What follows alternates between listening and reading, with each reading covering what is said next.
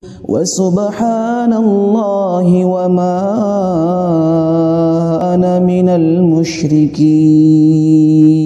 السلام عليكم ورحمة الله وبركاته.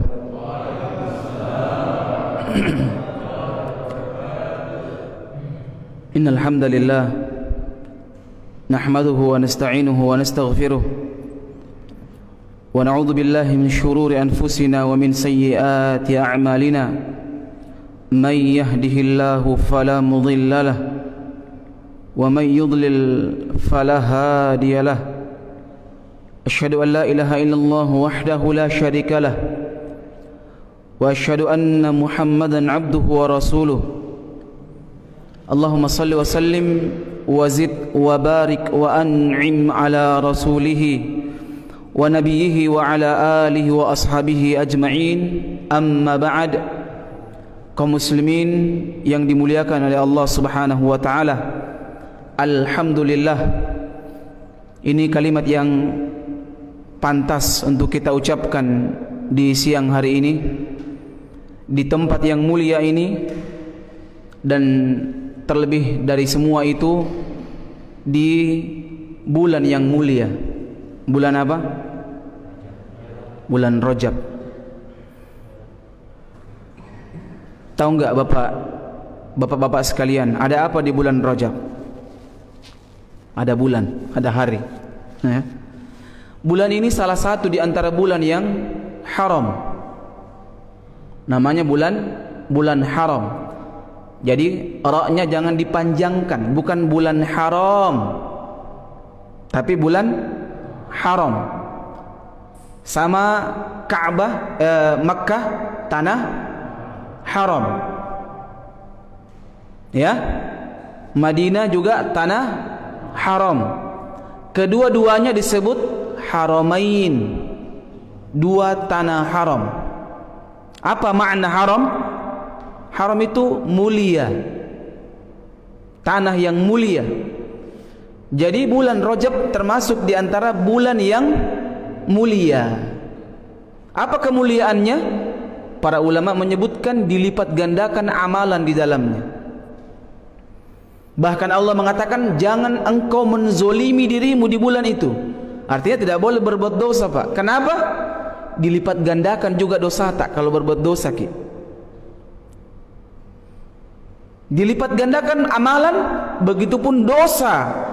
Seseorang yang berdosa akan dilipat gandakan oleh Allah Subhanahu wa taala dosanya. Dan mungkin tidak sedikit di antara kita yang mungkin sudah mendapatkan chattingan, himbauan untuk puasa khusus di bulan Rajab. Katanya pahalanya sekian, sekian dan sekian. Namun ketika diteliti riwayatnya, itu derajatnya palsu. Tidak ada satupun puasa khusus di bulan Rajab. Melakukan sholat malam katanya sama dengan ini dan ini pahalanya.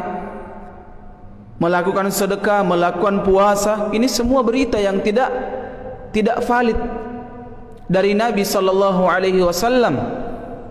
Dan seorang muslim hendaknya takut kepada Allah apabila termasuk di antara orang-orang yang ikut menyebarkan. Ini enggak boleh, Pak. Kan baik ji Ustaz. Ingat Bapak yang dimuliakan oleh Allah Subhanahu wa taala, jamaah sekalian, ingat, baik dalam agama itu beda baik menurut kita. Kita semua sepakat handphone model ini baik enggak? Baik, tapi belum tentu bagi orang lain baik. Makanya ada beberapa merek dibuat handphone, Pak. Betul tidak, Pak? Mungkin saya bilang ini baik, ini kayaknya ini S sekian ini, tapi jamaah lain tidak. D sekian yang bagus. Relatif, Pak. Tapi dalam agama yang tahu perkara baik tidaknya itu cuma Allah Subhanahu wa taala yang berhak. Tidak boleh kita akan baik ji Ustaz. Enggak boleh. Saya mau kasih contoh, Pak. Salat subuh 3 rakaat. Baik tidak, Pak? Baik tidak salat? Baik, amalan yang paling tinggi, yang paling agung, yang paling mulia adalah solat. Tapi ketika solat bukan pada tempatnya, tidak boleh. Kan baik ji Ustaz, saya mau, mumpung saya masih kuat Ustaz, umur masih 25, goes saja 5 kilo. Goes atau wegos apa? Goes ya? Ngegoes ya? 5 kilo Ustaz. Nge-gym 3 jam. Masya Allah. Masa sholat yang cuma 5 menit nggak bisa? Sudah, tambah 3 rakaat. Zuhur 5 rakaat Ustaz. Kenapa? Six pack. Dibenarkan nggak Pak? Alasan niatnya tidak bisa. Niat yang baik harus berkesesuaian dengan apa? Cara yang baik. Sama dengan orang yang menasihati pemerintah di pinggir jalan Pak, tutup jalan, membakar ban di tengah jalan Pak, menghalangi orang jalan. Baik nggak niatnya Pak? Baik. Ini nasihat untuk pemerintah ini Pak, tapi dengan cara yang salah.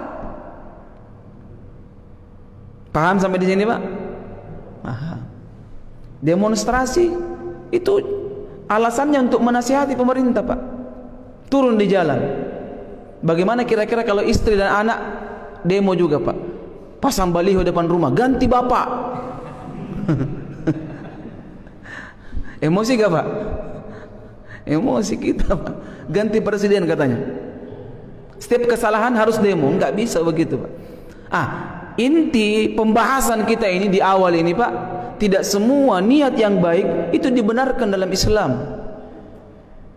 Karena Islam itu melihat, mengganjar pahala itu ketika niatnya ikhlas dan caranya benar.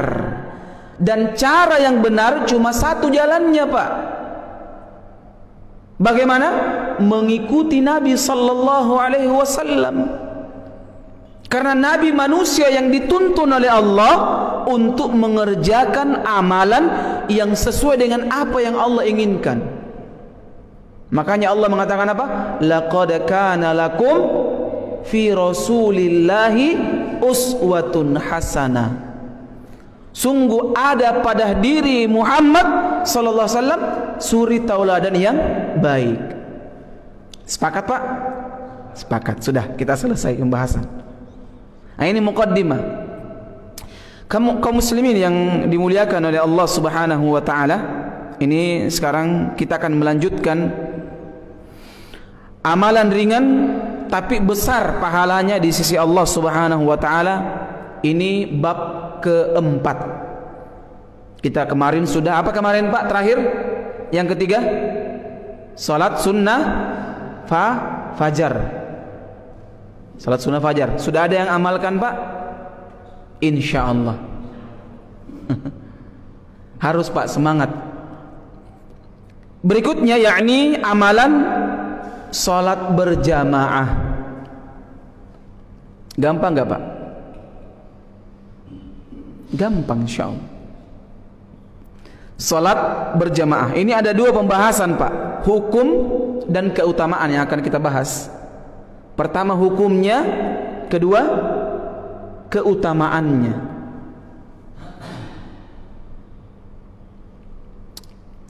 Mau bahas yang mana dulu Pak? Keutamaan atau hukumnya Pak? Hukum dulu. Nah, hukumnya para ulama berbeda pendapat. Nanti kita akan putuskan sendiri Pak.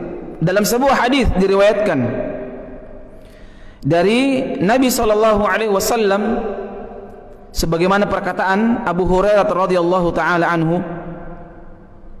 Ini hadis yang sangat panjang ya. Disebutkan salatnya seseorang dengan berjamaah, ini riwayat Imam Bukhari dan Imam Muslim Pak, itu lebih banyak pahalanya Pak, lebih besar pahalanya ya, entah dia berjamaah di pasar ataupun di rumahnya, di dekat rumahnya maksudnya ya, yaitu selisih 20 derajat. Ini hadis 1. Ada hadis lain yang mengatakan berapa derajat? 27 derajat. 27 derajat. Kemudian Nabi SAW melanjutkan, ya, sebab seseorang yang telah menyempurnakan wudunya kemudian pergi ke masjid dengan tujuan ingin sholat. Jadi ketika kita berwudu Pak, di kantor umpamanya, kita kan bukan dari rumah ini Pak, di kantor umpamanya kita berwudu, sama itu. Ya, kita berjalan menuju Masjid Al-Ikhlas. Niatnya untuk apa? Untuk ikut sholat berjamaah. Kata Nabi SAW, satu langkah itu menghapuskan dosa-dosanya, dan langkah berikutnya akan mengangkat derajatnya. Masya Allah. Berapa langkah ke sini Pak? Apalagi kalau singgah di warung kopi dulu. Ya, lewat situ sengaja, baru belok ke sini. Bukan tinggal di situ. Ya, tinggal ke situ.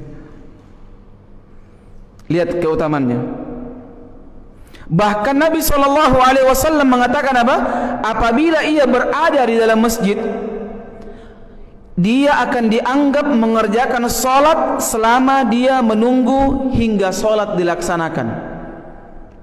Jadi kalau kita masuk di masjid Pak, belum sholat, belum dikumandangkan sholat, kita masuk di masjid, niatnya untuk sholat, maka ketika kita masuk di masjid sudah dicatat orang yang melakukan sholat. Ya, tapi ingat jangan masuk sini Pak bikin ribut, cerita, ya, atau nelpon di masjid keras-keras suaranya. Nggak boleh mengangkat suara di masjid kecuali kebutuhan Pak, menyampaikan agama atau amar ma'ruf nahi mungkar. Ini adab-adab dalam masjid. Ya, tidak boleh apalagi jual beli dalam masjid. Nggak boleh Pak. Nggak boleh. Nggak boleh cerita masalah dunia di masjid. Cerita bola di masjid. Tadi malam skornya berapa ini? Orang azan ini Pak. Ini orang azan dia cerita bola. Ya, na'udzubillahi min dzalik. Para malaikat mendoakan orang-orang yang senantiasa di tempat dia sholat. Ini kalau orang sudah sholat Pak, dia sholat, dia duduk di tempatnya. Selama dia duduk di tempatnya, maka didoakan oleh para malaikat, Allahumma arham, Allahumma ghfir lahu, Allahumma tub alaihi ma lam yu'dhi fihi ma lam yuhdithu fihi. Dia akan didoakan oleh para malaikat, ya Allah kasihani dia ya Allah, ya Allah ampuni dosa-dosanya, ya Allah terima taubatnya. Bayangkan doanya para malaikat. Itu didoakan Pak selama dia tidak berbuat kejelekan dan tidak berhadas di masjid. Jadi kita duduk-duduk di sini Pak, insya Allah didoakan para malaikat selama belum berhadas. Jadi berhadas dalam masjid itu Pak boleh Pak, buang angin umpamanya, yang penting jangan yang lain. Buang angin di masjid boleh. Maksudnya saya katakan boleh ya, jangan sampai kita tahan. Kenapa gitu Pak? Mau angin ini, tapi masih di masjid. Jangan ditahan Pak. Tapi jangan juga disengaja mengkentut di masjid. Pergi kentut-kentut di masjid ya. Bukan ini maksudnya, ya.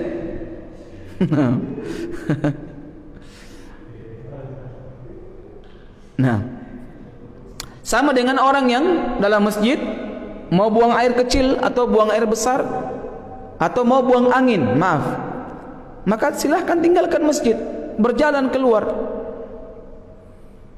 Ya, jangan ditahan Pak. Setanggang, keluar keringatnya, tahan kentut, ya Allah, akhirnya sakit. Sebentar yang disalahkan sholat, ini saya gara-gara sholat ini sakit perut, akhirnya tidak mau lagi sholat berjamaah. Ini kesalahan. Dan ingat Pak, ketika ada orang sholat berjamaah bolong shaf umpamanya, jangan dibiarkan shafnya itu bolong Pak, diisi. Yang di sebelah kanannya geser ke kiri, mendekat ke imam. Paham? atau yang di belakang maju ke depan. Ini kalau aturan-aturan fikih salat berjamaah. Ya, jangan dibiarkan kosong sampai selesai salat. Ini bolong salatnya. Nah, kaum muslimin yang dimuliakan oleh Allah Subhanahu wa taala. Masih bisa lanjut, Pak? Dalam sebuah hadis disebutkan riwayat Imam Muslim dari Abu Hurairah radhiyallahu taala anhu. Abu Hurairah ini sahabat Abdurrahman ibn Sakhar namanya. Beliau mengatakan qala atan Nabi sallallahu alaihi wasallam rajulun a'ma. Suatu ketika Nabi sallallahu alaihi wasallam didatangi seorang laki-laki yang buta matanya. Ya? Faqal, maka laki-laki buta ini berkata kepada Nabi, "Ya Rasulullah, laisa liqa'id yakuduni ilal masjid." Beliau bertanya kepada Nabi sallallahu alaihi wasallam, minta izin kepada Nabi, "Ya Rasul, saya ini orang buta. Tidak ada penuntun diriku untuk bisa ke masjid." Ini orang buta, Pak. Enggak tahu jalan ke masjid. Dulu kita perhatikan, Pak, dulu jalan itu luar biasa, Pak. Enggak seperti sekarang. Sekarang kan jelas mana jalanan, mana trotoar, ya kan? Bahkan got-got sekarang alhamdulillah sudah mulai ditutup, Pak. Dulu jalanan luar biasa, Pak. Ya, tidak ada yang bisa membawa saya untuk ke masjid.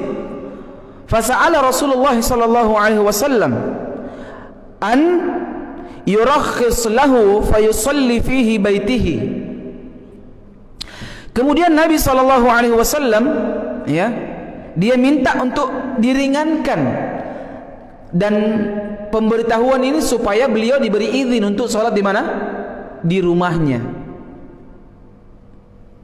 Farakhkhasa lahu.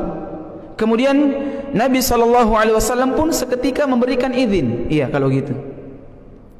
Memberikan izin. Falamma walla da'ahu. Ketika orang itu baru berbalik, baru membalikkan badannya, dipanggil sama Nabi sallallahu alaihi wasallam. Artinya apa? Turun wahyu. Turun wahyu ketika itu. Faqala lahu, "Hal tasma'un nida'a bis-shalah?" Sini. Maaf. Apakah engkau mendengarkan azan? Orang itu pun mengatakan, "Na'am." Apa kata Nabi sallallahu alaihi wasallam? Fa'ajib, penuhi panggilannya. Orang apa ini, Pak? Orang buta. Bagaimana kalau orang melihat, Pak? Ayo. Orang buta saja tidak diberikan uzur oleh Nabi sallallahu alaihi wasallam. Bahkan dalam riwayat yang lain, walaupun mendatangi masjid dalam keadaan merangkak. Merangkak. Tahu merangkak, Pak? Bukan mopang. Kadangkang. Nah, kedengken ya. Kasih halus sedikit. Kedengkeng. Kedengkeng itu, Pak, merangkak, ya. Merayap. Oh, lain merayap ya. Kalau merayap di tembok ya, merangkak itu di bawah kan? Iya. Lihat. Selama terdengar azan, maka usahakan penuhi panggilannya. Penuhi. Di sini alhamdulillah kedengaran, Pak, ya, sampai di luar. Iya, kedengaran. Penuhi panggil. Kantor juga memberikan izin. Alhamdulillah sekarang tidak ada kantor yang tidak mengizinkan untuk sholat berjamaah. InsyaAllah. Dalam riwayat yang lain, diriwayatkan oleh Imam Abu Dawud rahimahullahu ta'ala, ya, di sesungguhnya Madinah, ketika itu Madinah itu banyak terdapat singa dan binatang buas, Pak, di jalan-jalan dulu, ya. Maka Nabi sallallahu alaihi wasallam bertanya, "Tasma'u hayya 'alas shalah, hayya 'alal falah?" Apakah engkau mendengarkan panggilan itu hayya 'alas shalah, hayya 'alal falah? Maka Nabi sallallahu alaihi wasallam mengatakan, fahayyahla, penuhi, datangi panggilan itu. Lihat Nabi sallallahu alaihi wasallam. Ini bagi laki-laki Pak. Makanya laki-laki soleh itu sholatnya di masjid Pak, berjamaah. Perempuan yang solehah itu utamanya sholat di rumah. Jadi lihat-lihat saja, kalau ada yang sholat di rumah berarti dia solehah. Kecuali ada uzur Pak, ada uzur kayak hujan deras, itu boleh untuk tidak sholat berjamaah, ya, boleh. Wanita lebih utama sholat di rumah, lebih utama sholat di rumahnya. Apa dalilnya? Dalilnya dalam riwayat Imam Abu Dawud, ya, dari sahabat yang mulia Ibnu Mas'ud radhiyallahu taala anhu. Masih bisa lanjut Pak? Sedikit ya.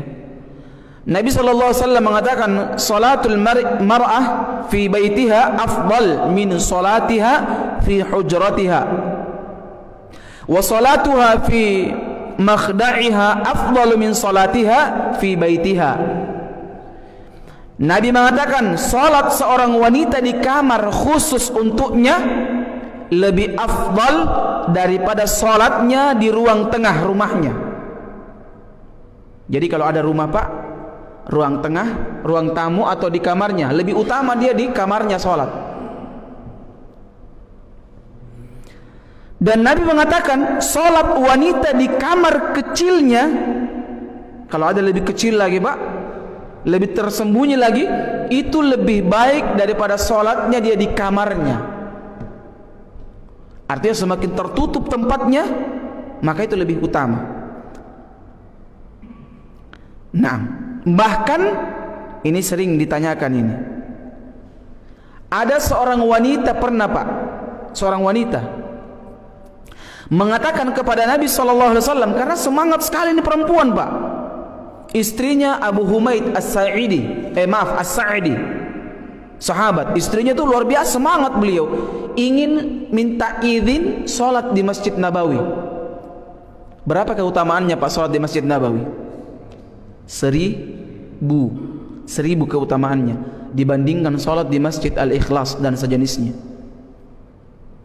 Jadi masjid yang lebih utama tidak ada di masjid di dunia ini Pak, kecuali 3. Semua sama Pak, sholat di sini, sholat di sana, sholat di sana, sama semua, kecuali 3 masjid: Masjid Al-Haram di Mekah, Masjid Nabawi di Madinah, dan Masjid Al-Aqsa di Palestina. Selain itu sama semua Pak.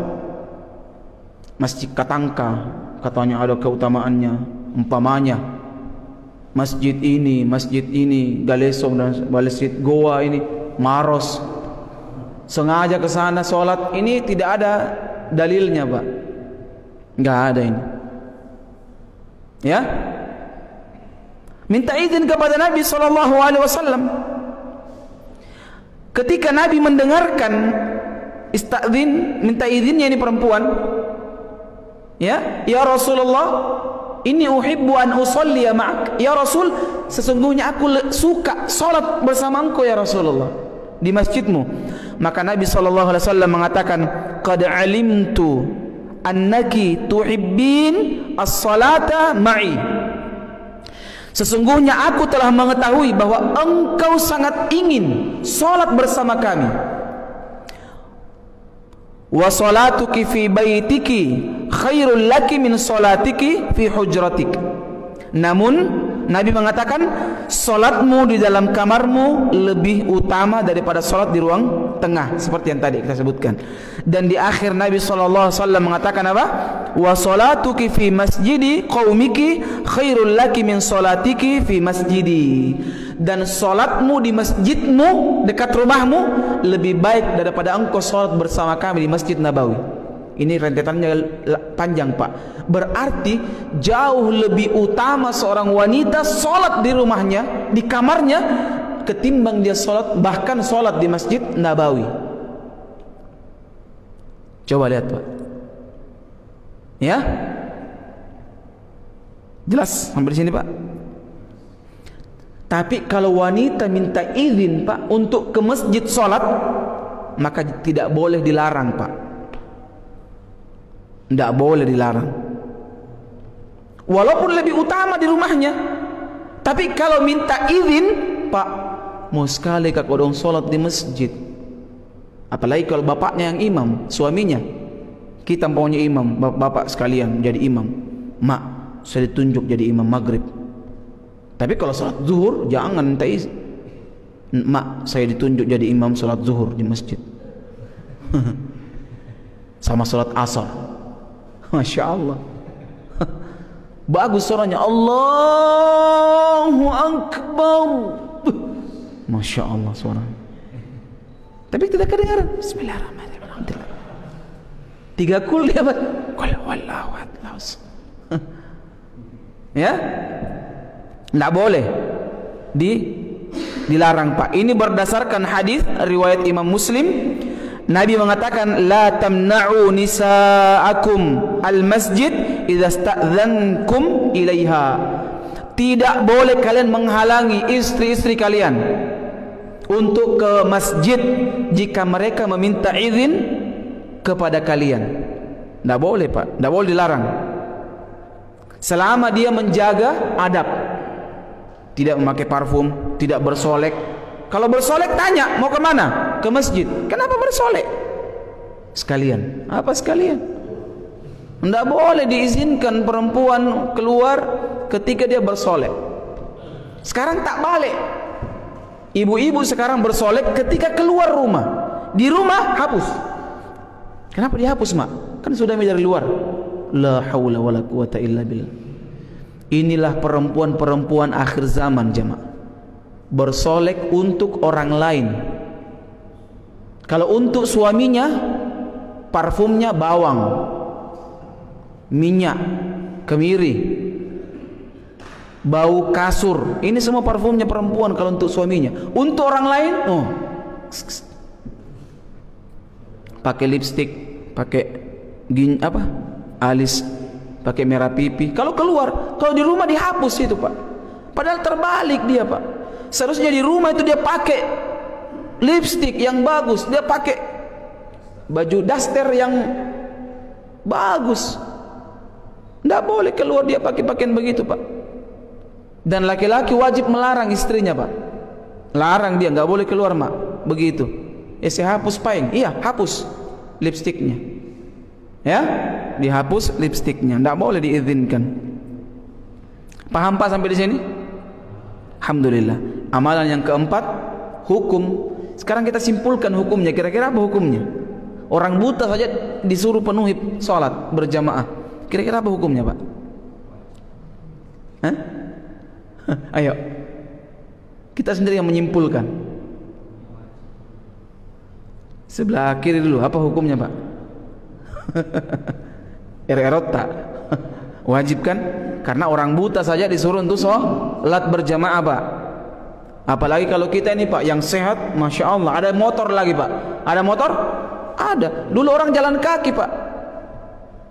Ini sekarang Alhamdulillah Allah berikan mobil, Pak.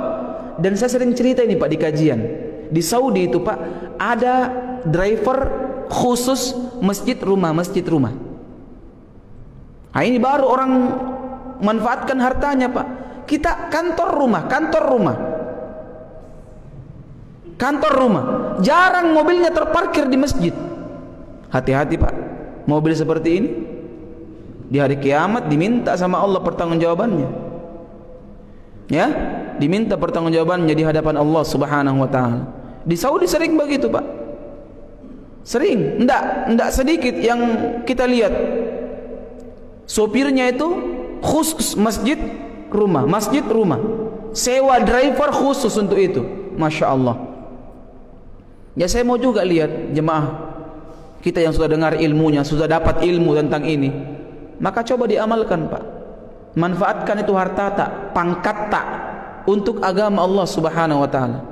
Jangan cuma sekedar menikmati nikmat rezeki dari Allah kemudian kita kufur kepada Allah Subhanahu wa taala. Sudah dikasih makan tidak tahu malu, kata Allah Subhanahu wa taala. Ya, oleh karena itu semoga kita semua dijadikan oleh Allah Subhanahu wa taala sebagai manusia-manusia yang mampu bersyukur kepada Allah Subhanahu wa taala Dan ingat, kesyukuran itu dengan cara memanfaatkan rezeki, karunia, nikmat Allah Subhanahu wa taala di jalan yang diridhai oleh Allah Subhanahu wa taala. Semoga Allah menjaga kita semua, Pak, memberikan kepada kita kesehatan, menjauhkan kita dari mara bahaya penyakit yang namanya pandemi dan setiap penyakit apapun, Pak. Keluarga kita diberikan kesehatan, diberikan kelapangan rezeki, diberkahi hidup kita, dan yang paling penting Allah Subhanahu wa taala memberikan husnul khotimah kepada kita semua. Kita cukupkan. Ada pertanyaan? Alhamdulillah, ada. Oh, ada. Lincah juga, Pak. Silakan, Pak. Assalamualaikum warahmatullahi wabarakatuh. Iya.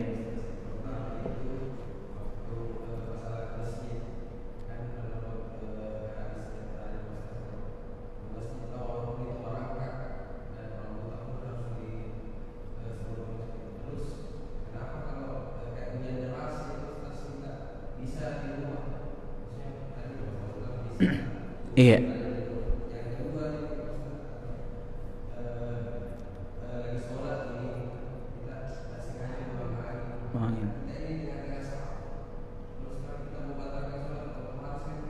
Lewati orang.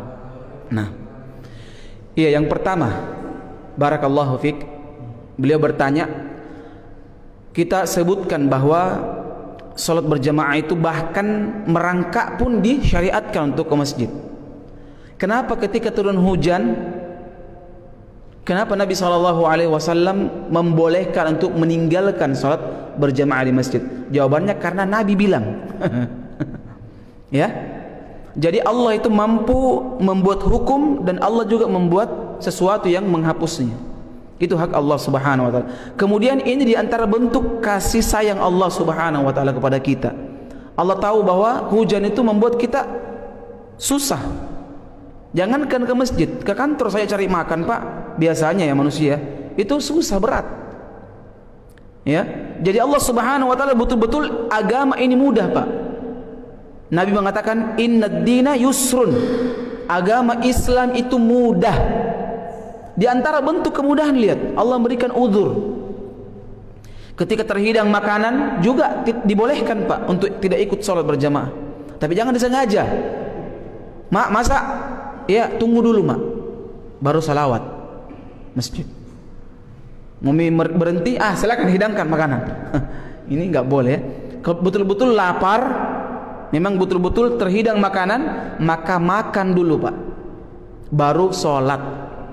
Kira-kira apa, Pak? Masa makanan membuat saya bisa teralihkan dari mengingat Allah Subhanahu wa taala? Tidak seperti itu. Islam ini membuat syariat-syariat yang sesuai dengan kemampuan manusia. Makanan. Ketika kita sholat, Pak, di antara hal yang negatifnya apa? Pasti ingat-ingat makanan, Pak. Dingin ini juga kah? Pasti bilang, ya Allah, ini sudah dingin makanan ini. Ya Allah, bagaimana kalau dimakan kucing? Ya Allah, bagaimana kalau tidak disimpangkan ini? Anak-anak makan semua, mati nih. Lamanya lagi imam baca, imam lagi ketus dalam sholat, dan sebagainya. Makanya, jadi bukan kehendak kita yang mengatakan boleh tidak boleh meninggalkan, boleh mendapatkan kemudahan. Tapi Nabi langsung menyebutkan hal itu. Di antaranya terhidang makanan, hujan juga dikatakan boleh. Tapi kalau tetap mau ke masjid tidak apa-apa juga, Pak. Gak ada masalah, ya. Jadi ini bukan berarti larangan ke masjid, tidak. Bukan dilarang ke masjid, tapi ini diantara kemudahan. Boleh meninggalkan sholat berjamaah di masjid, tapi bukan sholat yang tinggalkan, Pak. Tetap sholat walaupun tidak berjamaah. Yang kedua, saya lupa. Melewati orang sholat. Yang dilarang dilewati, Pak, itu imam ketika berjamaah. Imam atau orang yang sholat sendiri. Orang sholat sunnah nggak boleh lewat depannya, Pak. Makanya sunnahnya itu, Pak, ini sunnah juga, itu mendekat ke tembok kalau kita mau sholat sunnah, supaya tidak bikin dosa orang. Ini tidak di tengah-tengah masjid sholat, masuk depan pintu lagi, mati. Mau dilompati juga lebih tinggi dari saya. Tunggu sujud dulu. Lompati ya.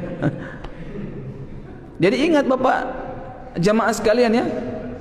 Jadi sholat itu Pak mendekat ke tiang atau mendekat ke tembok atau mendekat ke punggungnya orang juga boleh.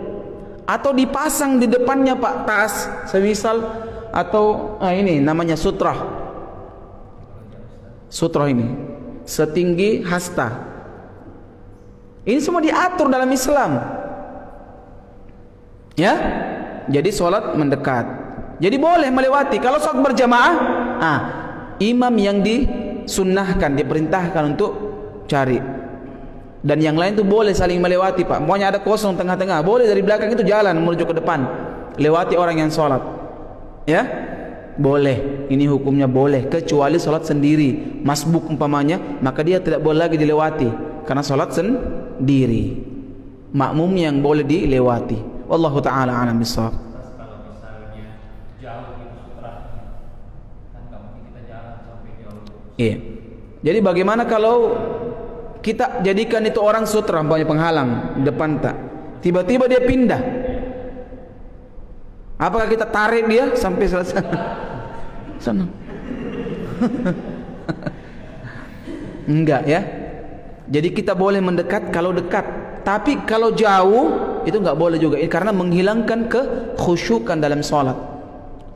Dia tengah-tengah masjid, jalan sampai ke depan. Mau ngapain ini orang ini? Jalan mendekati sutra, itu enggak boleh juga. Karena ini menghilangkan kekhusyukan dalam sholat. Wallahu a'lam bishawab. Yang lain? Alhamdulillah sudah enggak ada ya. Semoga bermanfaat. Kita tutup dengan doa kafaratul majelis. Subhanakallahumma wa bihamdik, asyhadu an la ilaha illa anta astaghfiruka wa atubu ilaik. Wa akhir da'wana alhamdulillahi rabbil alamin. Assalamualaikum warahmatullahi wabarakatuh.